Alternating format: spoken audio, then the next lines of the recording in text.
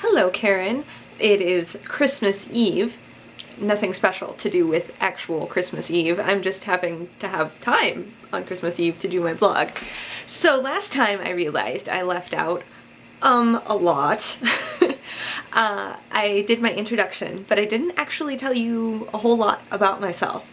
I am in Nebraska, which I told you before, but I'm in a very small town in Nebraska. I'm not in Omaha. It's a town of about 1,000 people, and so there's a lot of small town things that I've had to acclimate to over the last year and a half, which has been interesting, very interesting. And sometimes it's good. It's really nice to have that small community and to feel like I know that if Jonah were to somehow get out... Oh, that's the other thing. I didn't tell you that I have a son as well. I have a husband and a son, and my son just turned 4. Yay! So that's a big part of my life, on top of reading every second I can. But he just turned 4, and so in this small town, it's really nice in some ways, because I feel like he's really safe. If people see him on the street, they know who he is. And if he were to somehow get out of my house or out of my supervision, he would be okay. So in some ways it's nice, but then there's a whole other bag of things that are... If you're not used to living in a small town, it's really weird.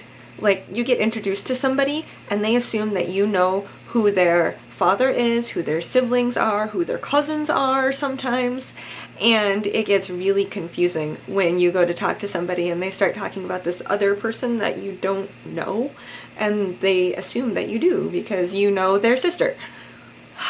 So it gets frustrating coming into a town from the outside.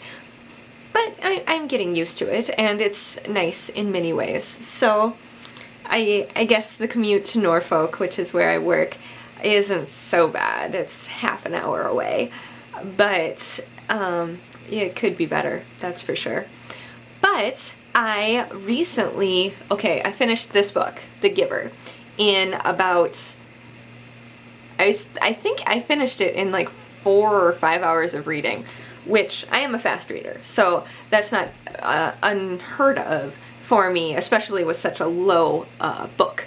It's, I guess, taught to 6th graders a lot, which I can see. There's a lot of simplification and easy terms in the book that I understand being at a lower level. That's fantastic, and especially being the English teacher, not a problem for me. But I did have a problem with some of the content of the book.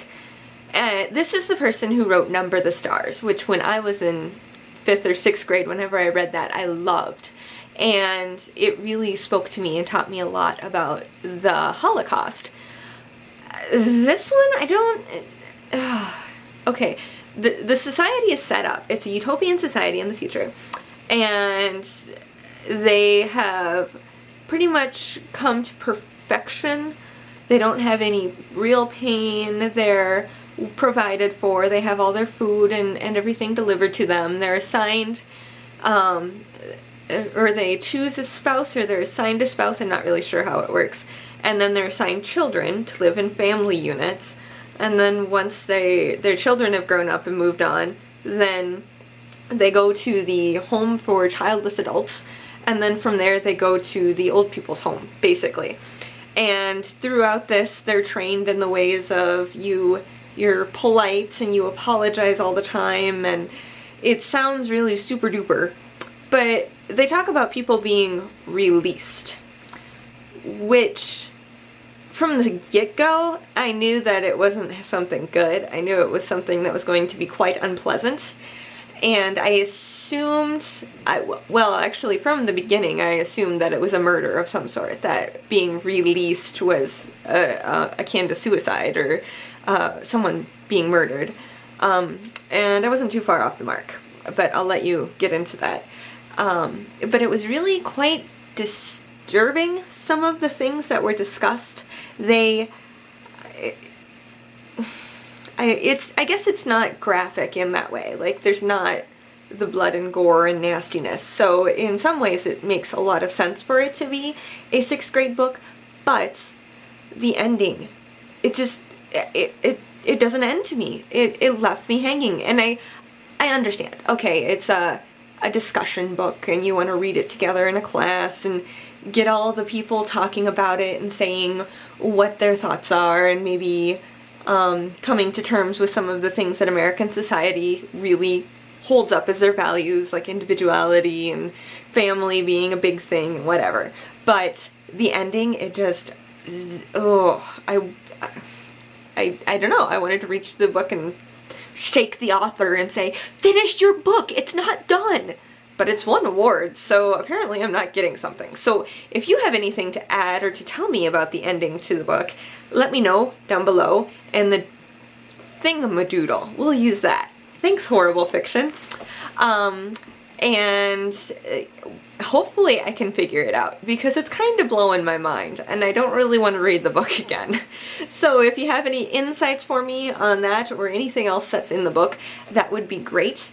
I'm going to be taking on As I Lay Dying by William Faulkner, and it's my next one. So if you want to join me on that journey, you're welcome to. I'm assuming it's a little bit darker. I haven't read it yet, but you are welcome to join me, and we will try this again.